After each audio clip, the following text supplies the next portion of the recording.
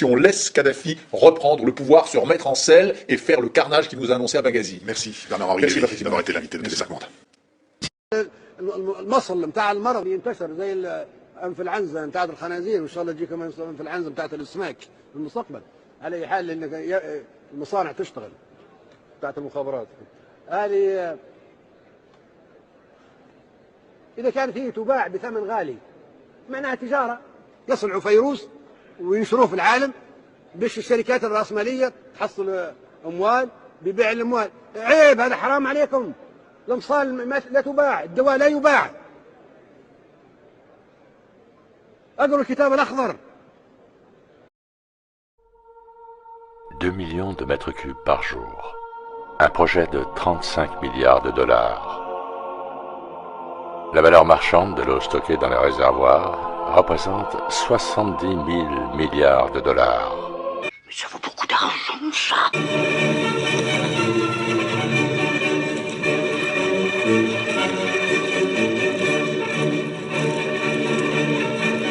Se trouver là est pour lui un succès éclatant. Il ne s'en cache pas. Le programme qu'on lui a concocté n'en est-il pas la preuve? D'abord cette réception ici même, puis à l'Assemblée nationale.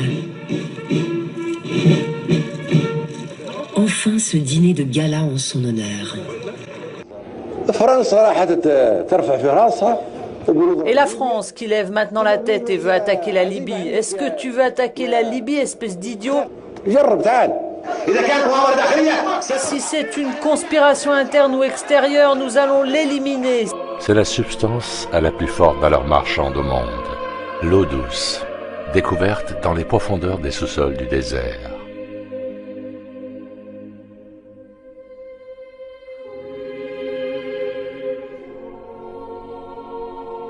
Le projet de construction le plus important de l'histoire. Irriguer toute l'Afrique d'eau douce et pure. Et qui s'apprête à y faire un carnage annoncé. 40 ans ont été nécessaires à sa réalisation.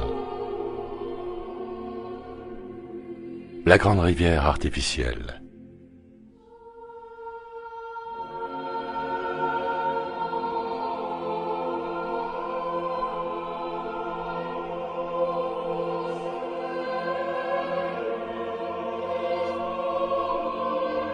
Des terres concédées gratuitement, de l'eau, des semences, des installations fermières, des tracteurs, du bétail. Tout ceci fourni à toute personne désireuse de se lancer dans l'agriculture biologique. Les opérations militaires cesseront lorsqu'elles n'auront plus lieu d'être. Elles n'auront plus lieu d'être très exactement quand M. Kadhafi et ses séides ne représenteront plus une menace pour le peuple libyen. L'argent des caisses de M. Kadhafi doit servir au peuple libyen et ne doit pas dormir dans des banques de nos pays. Il se trouve là l'argent. Et toute notre idée justement, c'est de le débloquer très rapidement pour qu'une fois que les combattants de la liberté reprendront leur place dans la vie civile, leur salaire puisse être payé et il puisse y avoir un avenir pour eux-mêmes et pour leur famille. Cela me bouleverse car je suis celui qui a aidé Nicolas Sarkozy à atteindre le pouvoir. Je suis celui qui l'a soutenu avec de l'argent jusqu'à ce qu'il devienne président. Il est venu, il m'a rendu visite ici même dans cette tente quand il n'était encore que ministre de l'Intérieur. Il m'a demandé de l'argent, je lui en ai donné et il est devenu président. La Libye. Chaque jour, 5 à 7 bombes éclatent et détruisent des centaines de vies. Vous les Occidentaux, c'est maintenant qu'il faut instaurer la démocratie dans ces pays, assurer les services après-vente. Vous vous demandez comment mettre fin à cette immigration clandestine ou déferlante? Comment freiner le terrorisme qui se répand comme un virus à chaque minute? Comment rendre le Mali calme et fréquentable? Réglons d'abord l'équation libyenne. Le monde était prévenu. Il paye son entêtement. Un pays riche en pétrole, qui utilise l'énergie solaire, toujours une confirmation officielle ou pas du CNT, le nouveau pouvoir en Libye. Muammar Kadhafi était né dans cette ville de Sirte. Sirte, sa ville natale, ce serait donc là protégé par un dernier carré de fidèles que l'ancien guide libyen aurait trouvé refuge. Ça expliquerait la résistance acharnée de ses partisans qui depuis des semaines tiennent en échec les forces du nouveau pouvoir. Tout a basculé en quelques heures. Ce matin, les hommes du CNT parviennent enfin à bout des dernières poches de résistance au cœur de la vieille ville. Ils triomphent, brûlent tous les symboles de l'ancien régime. Kadhafi, sachant la bataille perdue, aurait alors tenté de s'enfuir. Le Conseil national de transition l'affirme, Muammar Kadhafi est bien mort, Mathieu. Oui, et l'agence France Presse diffuse cette photo qui serait donc une photo de Muammar Kadhafi blessé. On le voit, le visage en sang, le corps caché par un drap blanc.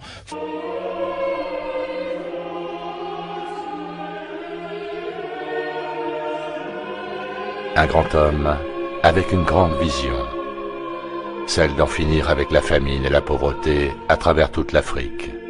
Une eau pure, vierge, qui attendait d'être utile. Notamment à l'Élysée, la réception du Conseil national de la résistance libyenne, avec le président Sarkozy, qui est donc le chef d'État, avoir reconnu cette résistance libyenne. Le seul pour l'instant, aujourd'hui, le Conseil de sécurité des Nations Unies va voter peut-être une zone d'exclusion aérienne en Libye. Est-ce qu'il est encore temps d'empêcher Benghazi de tomber aux mains des partisans de Kadhafi? Il est juste temps. Il est vraiment minuit moins 5 à Benghazi. Le compte à rebours est commencé. C'est plus une question de jours, c'est une question d'heures. Et je prie vraiment, ou je prierais si j'étais capable de prier, pour que le Conseil de sécurité envoie ce signal politique fort que serait une zone d'exclusion aérienne, même si je pense que ça ne sera malheureusement, au stade où nous sommes, avec le temps qui a été perdu, même si je crains que ça ne soit plus tout à fait... C'est-à-dire il ne suffira plus d'un signal, il faut des frappes militaires, dites-vous, mais qui peut les organiser, comment? On verra. Je pense que Kadhafi et son gang, la bande de gangsters, la petite mafia minable que représentent Kadhafi et ses fils, sont capables d'entendre les signaux politiques forts. Donc je crois qu'un Conseil de sécurité votant à l'unanimité une zone d'exclusion aérienne, je pense quand même que ce petit gang de mafieux entendra le message. Si ça ne suffit pas, en effet, malheureusement, il faudra dans les heures qui viennent des frappes ciblées sur ces colonnes de chars qui sont en train d'arriver aux portes de Benghazi et qui s'apprêtent à y faire un carnage annoncé. Qui pour mener ces frappes ciblées, Bernard-Henri Lévy?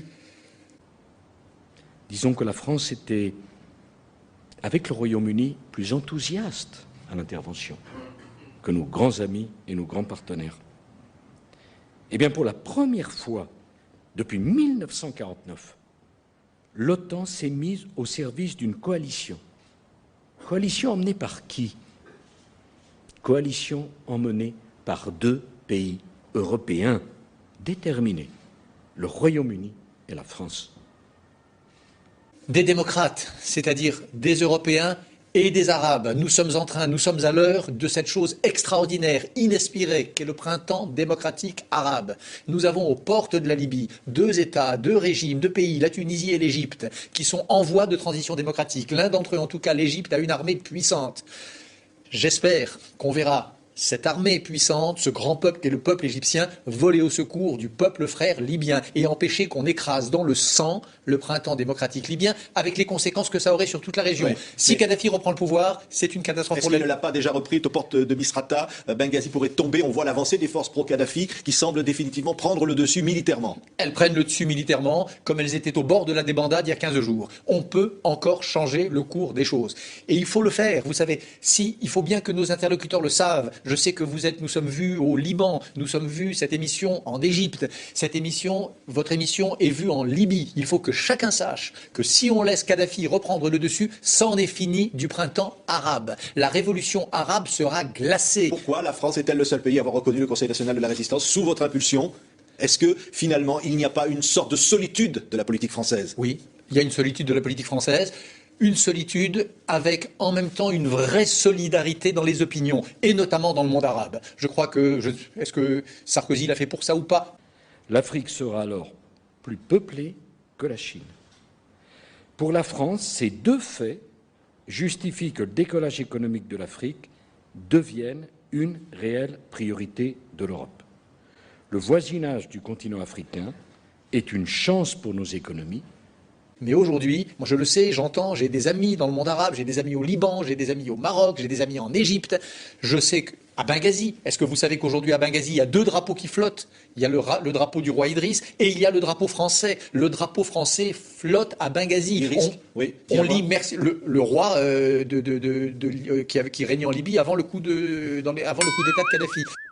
Le 1er septembre 1969, alors qu'il est en traitement médical en Turquie, il est déposé par un jeune capitaine, Muammar Kadhafi. Le 4 août 1969, il avait transmis au Sénat une lettre d'abdication en faveur de son neveu et héritier, le prince Hassan Reda, qui avait déjà commencé à exercer la plupart des prérogatives royales. Sa renonciation devait prendre effet début septembre, mais la monarchie a été abolie par le coup d'État de Kadhafi. Le roi, que la nouvelle du coup d'État a surpris alors qu'il se trouvait à l'étranger, refuse le statut de citoyen d'honneur que lui propose le nouveau régime et tente vainement d'obtenir le soutien du Royaume-Uni. En 1972, il est condamné à mort par contumace.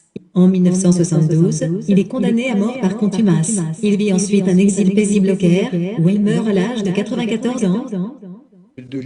Qui régnait en Libye avant le coup d'État de Kadhafi. On dit merci la France, comme à Sarajevo au moment du voyage de Mitterrand. Donc c'est une solitude, oui, dans les conclaves diplomatiques, solitude en France. Martine Aubry vient de dire, j'ai honte pour l'Europe et la communauté internationale, on a été infoutus d'être au rendez-vous d'un peuple martyrisé, j'y pense jour et nuit, on a eu un manque de courage. J'étais sévère ce matin sur France Inter, où je disais que j'entendais surtout le silence assourdissant de Martine Aubry et du PS. Elle a déclaré ça ce matin, bravo, merci. Et je dis ça du fond du cœur, Il faut que le gouvernement dise très clairement que M. Kadhafi doit partir et doit surtout arrêter cette tuerie. Nous-mêmes, nous demandons au Conseil de sécurité de l'ONU, qui s'est réuni ce matin et a demandé l'arrêt de ces violences, nous lui demandons de saisir la Cour pénale internationale pour que la réaction de M. Kadhafi soit considérée comme un crime contre l'humanité. Très reconnaissant à Martine Aubry d'avoir dit ça, d'avoir pris cette position ferme. On l'attendait. Il est important que dans un pays comme la France, il y ait unanimité nationale. Il y a unanimité nationale sur le Japon. Il y a eu cette minute de silence avant-hier. Il faut qu'il y ait unanimité sur la Libye. Et pourtant, il y a eu beaucoup de critiques, Bernard-Henri Lévy. On a beaucoup critiqué dans la presse, notamment vos initiatives auprès de Nicolas Sarkozy, en disant que vous étiez, en quelque sorte, vous preniez la place d'Alain Juppé, qui vient d'être nommé ministère des Affaires étrangères. C'est comme ça. C'est comme ça. C'est comme ça. J'ai fait ce que j'ai pu. Il fallait qu'il y en ait un, il fallait qu'il y en ait quelques-uns, il fallait que quelqu'un prenne l'initiative. Je l'ai prise. Qu'on me critique, ça n'a aucune importance. S'il n'y avait pas eu les résolutions des Nations Unies, négociées notamment de haute lutte pour la Libye par Alain Juppé, nous n'aurions pas pu intervenir. Que les choses soient très claires et qu'on tire les conséquences des crises précédentes. Ça n'a aucune importance. J'ai l'habitude, je suis prêt à prendre tout ce qu'on voudra. Alain Juppé était au courant, comme le dit Jean-François Copé ce matin. Si Jean-François Copé le dit, c'est qu'il l'était, tant mieux. C'est pas la question. Moi, je veux pas entrer dans ces querelles de personnes. Je m'en fous complètement. Mais tout n'est pas si léger dans le monde merveilleux de BHL. L'écrivain aurait recours à des substances illicites, des amphétamines. C'est ce que nous ont murmuré certains de ses proches. C'est sa part d'ombre. À ces questions, son épouse ne se dérobe pas. Quand je vois son regard extraordinairement fixe comme ça et une espèce de chose avec un horizon très lointain et dur, je me dis, ah, là, il y a de la chimie qui est passée par là. Bernard-Henri Lévy se drogue. Il a recours, je vous dis, à des armes. Ce qui est important pour lui, c'est son œuvre et ce sont ses combats. Et par conséquent, tout est permis pour arriver à ses fins. C'est un grand stratège. Je pense au peuple de Benghazi, je pense à ces hommes et ces femmes de Benghazi avec qui j'étais la semaine dernière, je pense à ces gens qui croient en la France et en l'Occident, qui ont entendu nos encouragements à faire la révolution, et je pense à leur détresse et à leur désespoir si demain ils se sentaient abandonnés. Et je pense par ailleurs à l'incroyable victoire que ce serait pour Kadhafi. Je pense au Kadhafi plastronnant face au monde entier s'il parvenait à se remettre véritablement en selle. Il insulte, le fils de Kadhafi insulte le président de la République française en disant qu'il a financé sa campagne électorale ou ce genre de choses. Il insulte le président de la République française, demain il insultera le monde entier. Je vous répète, on a affaire à des bouffons sanglants, à des gangsters. Il faut les mettre hors d'état de nuire. C'est impensable après ce qui s'est passé. Il y a une chose que vous ne comprenez pas et que vous ne comprendrez jamais. Mon père est un symbole, un guide. Ouvertement anti-américaine, Aïcha Kadhafi tient à dire qu'elle n'est cependant pas anti-française. Et c'est les larmes aux yeux qu'elle évoque les frappes menées par la France en Libye. La France, j'y ai étudié et j'ai aimé la France plus que tout autre pays. J'ai aimé son odeur, sa lumière, ses avenues. J'ai aimé tout ce qui fait la France, son peuple généreux. Mais jamais je n'aurais imaginé que ce pays allait un jour tuer mon frère et ma famille.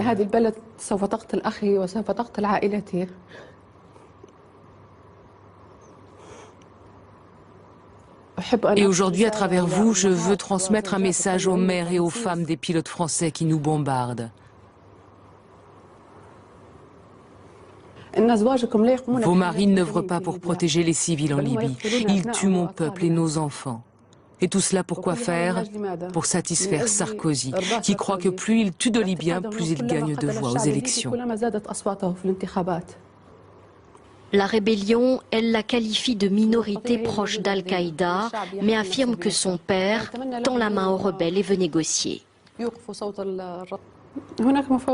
y a actuellement des négociations directes et indirectes. Nous œuvrons pour que cesse de couler le sang des Libyens et pour cela nous sommes prêts à nous allier au diable, aux rebelles armés. C'est son frère là. En nous quittant, la fille du leader contesté nous montre des photos de victimes des bombardements de l'OTAN. Elle a décidé de mandater des avocats français pour attaquer l'OTAN pour crimes de guerre. Elle y a notamment perdu un enfant de 5 mois. En revanche, l'avocate assure n'accorder aucun crédit au mandat d'arrêt international lancé contre son père et son frère. C'est ça, il faut inverser le raisonnement. C'est pas est-ce que Kadhafi va reprendre le pouvoir, c'est quel serait le prix de la reprise de pouvoir par Kadhafi. Oui. Quel serait le prix géopolitique, le prix moral, le prix pour la planète, le prix pour le monde. Un génocide, il faut craindre un génocide là. Génocide, non, je ne sais pas si c'est un génocide, mais avant le génocide, il y a le massacre, avant le génocide, il y a ce qu'il appelle la purge de Benghazi, c'est déjà énorme. Dans des crimes contre l'humanité qui seront jugés. Bien sûr, il y a déjà eu à Misrata, il y a déjà eu à Zawiya, il y a déjà eu dans d'autres villes de Libye des crimes contre l'humanité. Vous savez, quand on fait donner des avions de chasse contre des manifestants, comme Kadhafi l'a fait à Tripoli, des avions de chasse contre des manifestants, Madame Alliot-Marie, elle proposait d'envoyer des forces de l'ordre. Et à juste titre, ça a provoqué un tollé. Là, c'est pas des forces de l'ordre, c'est pas des CRS que Kadhafi a fait envoyer, c'est des avions de chasse. On est clairement dans des crimes justiciables de la Cour pénale internationale de la Haye. Et j'espère que Kadhafi et ses fils seront traînés dans des délais brefs, comme Karadzic et comme d'autres, devant le tribunal pénal international de la Haye. Aujourd'hui, Nicolas Sarkozy est sur la même ligne que vous. En Côte d'Ivoire et en Libye, le Conseil de sécurité a autorisé l'usage de la force pour protéger des populations martyrisées par leurs propres dirigeants. Et pour la première fois, à l'unanimité, le même Conseil a saisi la Cour pénale internationale des crimes des dirigeants libyens. Le monde change, et en bien. Jusqu'au bout. Écoutez, je suis beaucoup plus modeste que ça. Je suis, moi en tout cas, sur la ligne de la France. Je pense que la ligne française, comme beaucoup de gens, comme Martine Aubry apparemment ce matin, comme le journal Le Monde le titrait avant-hier dans son éditorial, est une ligne qui doit être défendue. Même si la France est pour l'instant seule, j'espère qu'elle va être rejointe dans la journée. Il faudrait juger un certain nombre de dirigeants occidentaux et israéliens, des dirigeants américains, des dirigeants israéliens, et ceux qui ont collaboré avec eux. Par exemple au Royaume-Uni. Tous ceux qui ont commis des génocides et continuent de commettre des génocides, qui agissent en dehors des Nations Unies, ne respectent pas la Charte des Nations Unies. J'espère que les États-Unis vont appuyer la position française, j'espère que les Russes qui ont déjà interdit leur territoire. Vladimir Poutine s'est déclaré mercredi révolté par les images de télévision sur la mort du dirigeant libyen Mouammar Kadhafi et le traitement réservé à sa dépouille mortelle. Mais le Premier ministre russe s'est gardé de faire le moindre commentaire politique à ce sujet. La quasi-totalité de la famille de Mouammar Kadhafi a été tuée, son corps a été exposé sur toutes les chaînes de télévision du monde. C'était impossible de regarder les images sans être écœuré, ajoutant l'homme était maculé de sang. Encore vivant et on l'a achevé. Les circonstances exactes de la mort du guide, jeudi dans sa ville natale de Sirte, sont entourées de beaucoup de zones d'ombre. Le nouveau régime, incarné par le Conseil national de transition, affirme qu'il est mort victime de tirs croisés lors de sa capture dans une canalisation d'eau d'évacuation. Les Russes qui ont déjà interdit leur territoire il y a 3 jours, le passage par leur territoire à la petite famille Kadhafi, vont enfin voter cette résolution. Il faut isoler les gangsters. Et je vous répète, sinon, ça veut dire que le printemps arabe sera terminé. Parce que la Libye, c'est la Méditerranée. Et la Méditerranée, c'est d'abord l'affaire des Européens, avant d'être l'affaire des Américains. une union pour les pays riverains de la Méditerranée et plus spécifiquement les pays africains et les pays européens dans cette situation. Africains et européens, car le continent africain et le continent européen donnent sur la Méditerranée. Les États européens sur la Méditerranée et les États africains sur cette mer pourraient faire une union, organiser une coopération et établir un lien entre les deux continents. Un trait d'union entre les deux unions, l'Union européenne et l'Union africaine. Et je suis contre l'adhésion des États asiatiques. Je ne parle que de l'Afrique et de l'Union européenne. Mais le président Sarkozy a été obligé d'accepter autre chose, car la chancelière allemande ne lui a pas permis d'organiser cette coopération méditerranéenne spécifiquement. Elle ne lui a permis qu'une union pour la Méditerranée. Et elle a ramené toute l'Europe sur la Méditerranée en réalité. Et alors j'ai proposé de ramener toute l'Afrique alors en Méditerranée, pourquoi pas? Mais on m'a répondu non, on ne prendra des pays africains que ceux qui donnent sur la Méditerranée. On prend tous les États européens en contrepartie. Et j'ai dit non, je ne peux pas accepter cela. Donc la solution, c'est que peut-être les choses ne bougent pas depuis le processus de Barcelone. Parce que, est-ce que vous acceptez l'idée du 5 plus 5, non? Oui, 5 plus 5. Je proposerais même 6 plus 6, en ajoutant la Grèce et l'Égypte. En réalité, cette union est un bébé mort-né. L'union pour la Méditerranée? Oui, comme le processus de Barcelone. Ça a duré 10 ans. Le processus est mort, on l'a enterré et on l'a remplacé par cette union. C'est une union morte-née. Est-ce que c'est ça qui, justement, empêche l'Union africaine de fonctionner, puisque vous venez donc de donner un très mauvais point aux pays arabes? C'est ça qui empêche l'Union africaine de fonctionner? Comme je vous l'ai dit, le problème est qu'ils se sentent arabes.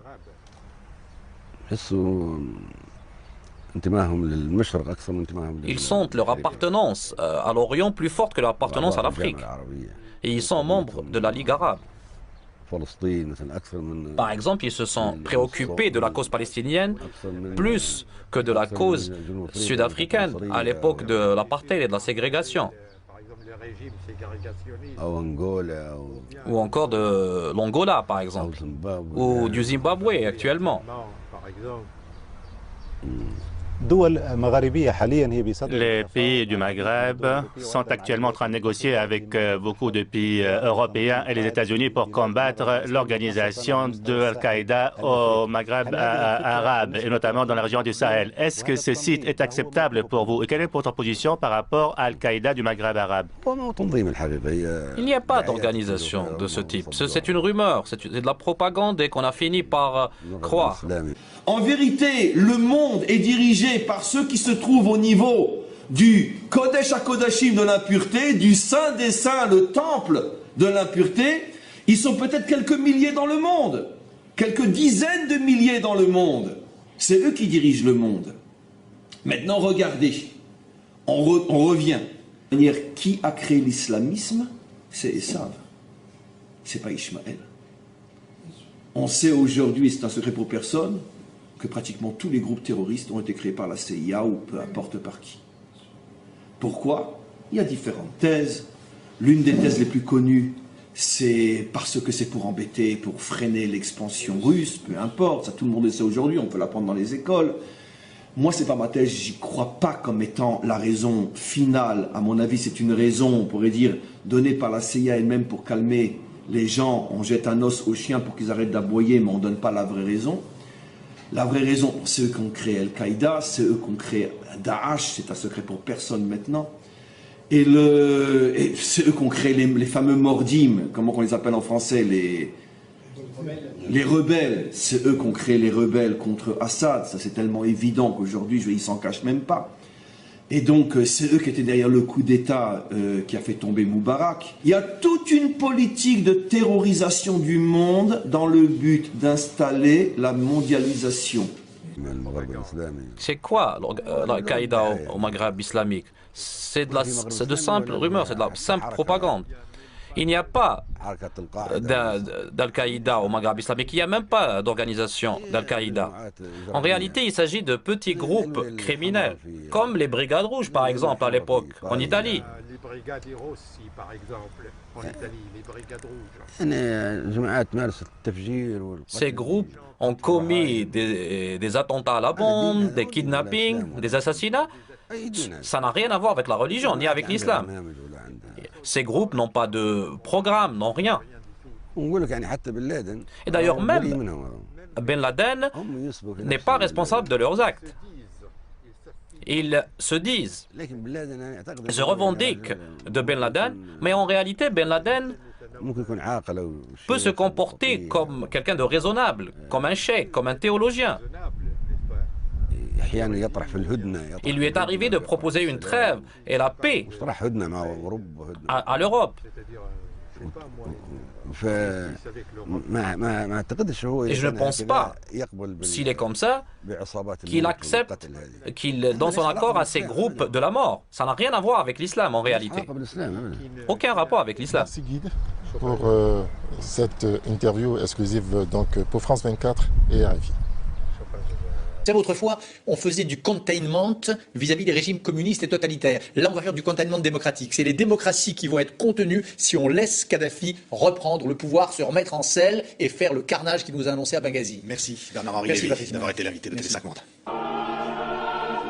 Un pays riche en pétrole, qui utilise l'énergie solaire,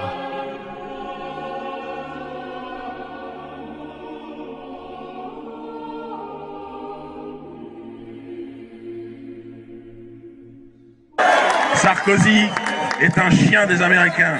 Sarkozy. Obama est la honte du peuple noir. Obama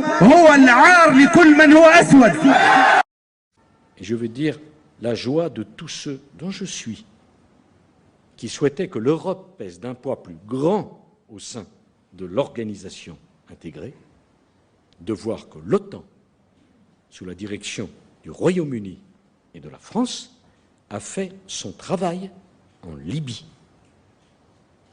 La violence doit cesser. Muammar Kadhafi n'a plus de légitimité. Il doit partir.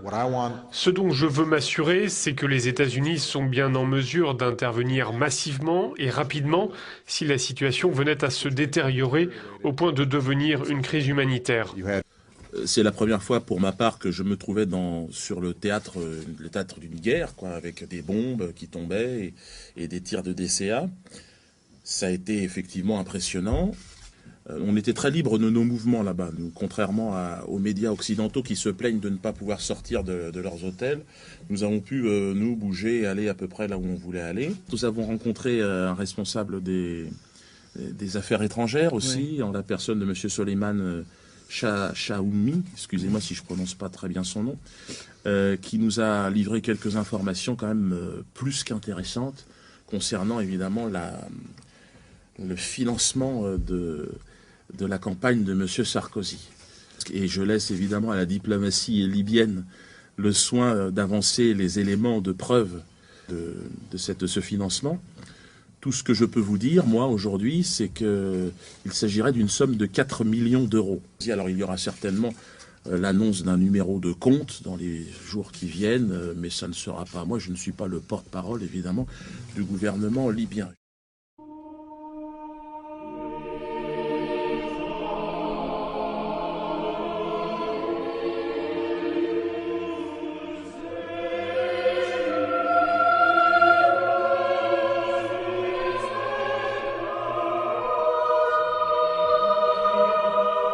qui transforme les déserts en fermes biologiques.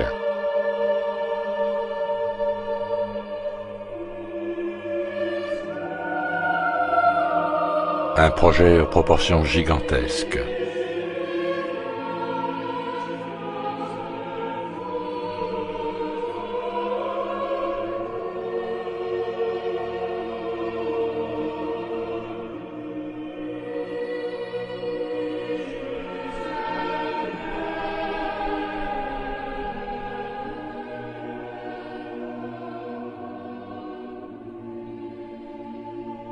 Kadhafi et son gang, la bande de gangsters, la petite mafia minable que représentent Kadhafi et ses fils.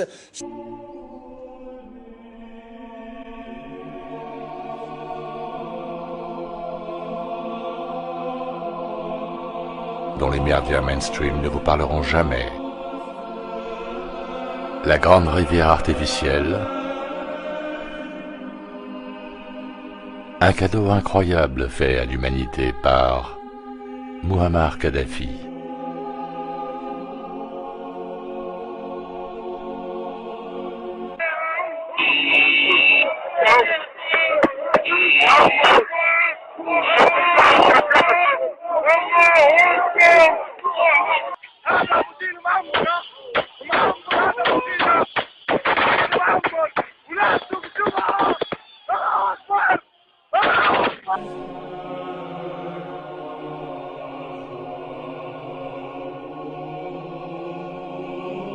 Alors que sa réalisation venait de se terminer après 40 ans de travaux, les USA l'ont bombardé avec des bombes à uranium appauvri.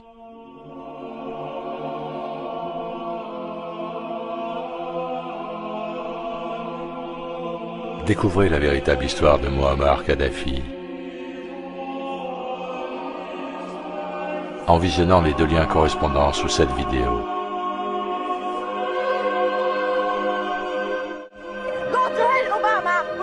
Cette jeune fille, en substance, dénonce avec force les satanistes que sont Obama et Sarkozy. Le droit international, me semble-t-il, a prospéré, pas avec des phrases, mais avec des actes. Le Conseil de sécurité sur ces 2 crises nous a permis de concrétiser pour la première fois un principe d'action que la France avait réussi à faire adopter par l'ONU en 2005, la responsabilité de protéger. Pour la première fois à notre initiative, il y a 2 reprises, en Côte d'Ivoire et en Libye, le Conseil de sécurité a autorisé l'usage de la force pour protéger des populations martyrisées. Constatons la réalité. Est-ce que la France a perdu son indépendance en Libye? Est-ce que l'image de la France en Afrique et dans le monde arabe est moins bonne aujourd'hui qu'elle ne l'était hier?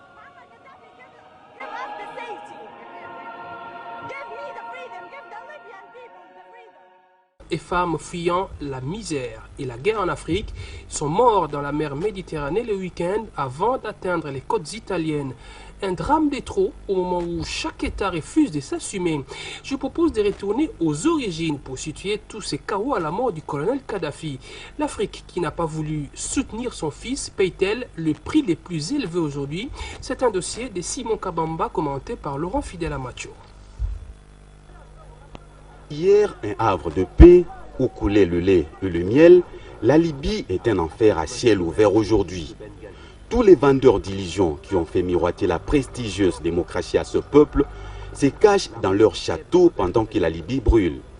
Lorsque Nicolas Sarkozy avait entrepris d'envahir ce pays et anéantir son guide révolutionnaire, tous les spécialistes de la géopolitique mondiale redoutaient les fléaux qui est en train de se déployer aujourd'hui. Le colonel Kadhafi avait expliqué à qui voulait l'entendre qu'il était au mulet de plusieurs alliances ethniques et qu'il constituait un rempart contre le terrorisme au Maghreb. Sous les fallacieux prétextes des dictateurs, il n'a pas été entendu par ceux-là qui ont pour mission de décider du sort du monde. Oui, Kadhafi est mort humilié, mais nous payons très cher cette mort aujourd'hui. Les dirigeants africains qui ont préféré sauver leurs relations avec l'Occident plutôt que défendre leurs propres frères courageux, les payent fort. La poudrière libyenne a engendré Boko Haram, l'une des rébellions les plus sanguinaires au monde. Le dégât humain et matériel de Boko Haram ne se compte plus au Nigeria, Niger, Cameroun, Tchad et que sais-je encore. Avec la disparition des Kadhafi, la mer Méditerranée est désormais ouverte à toute forme de trafic. Chaque semaine, des centaines voire des milliers d'hommes, femmes, jeunes et vieux s'y noient sans que cela ne trouble la conscience des personnes. Les Soudanais, Éthiopiens, Érythréens et autres qui fuient la misère dans leur pays tombent dans le piège des passeurs véreux et se noient avant d'atteindre les côtes espagnoles et italiennes. Ceux du monde arabe, eh bien la jeunesse y représente les 2/3 de la population, portant chaque année vers les marchés du travail des millions de jeunes souvent développés. C'est une très grande différence avec ce que nous avons connu pour l'Europe de l'Est. Le terrorisme a un nouveau siège mondial, la Libye. Chaque jour, 5 à 7 bombes éclatent et détruisent des centaines de vies. Vous, les Occidentaux, c'est maintenant qu'il faut instaurer la démocratie dans ces pays, assurer les services après-vente. Vous vous demandez comment mettre fin à cette immigration clandestine déferlante? Comment freiner le terrorisme qui se répand comme un virus à chaque minute? Comment rendre le Mali calme et fréquentable? Réglons d'abord l'équation libyenne. Le monde était prévenu. Il paye son entêtement, pourvu que cette leçon serve à l'avenir. Et pour la première fois, à l'unanimité, le même Conseil a saisi la Cour pénale internationale des crimes des dirigeants libyens. Le monde change, et en bien. Je pense à ces gens qui croient en la France et en l'Occident, qui pensent, qui ont entendu nos encouragements à faire la révolution, et je pense à leur détresse et à leur désespoir si demain ils se sentaient abandonnés. Et je pense par ailleurs à l'incroyable victoire que ce serait pour Kadhafi. Je pense au Kadhafi plastronnant face au monde entier s'il parvenait à se remettre véritablement en selle. Le fils de Kadhafi insulte le président de la République française en disant qu'il a financé sa campagne électorale ou ce genre de choses. Il insulte le président de la République française, demain il insultera le monde entier. Kadhafi est mort humilié, mais nous payons très cher cette mort aujourd'hui.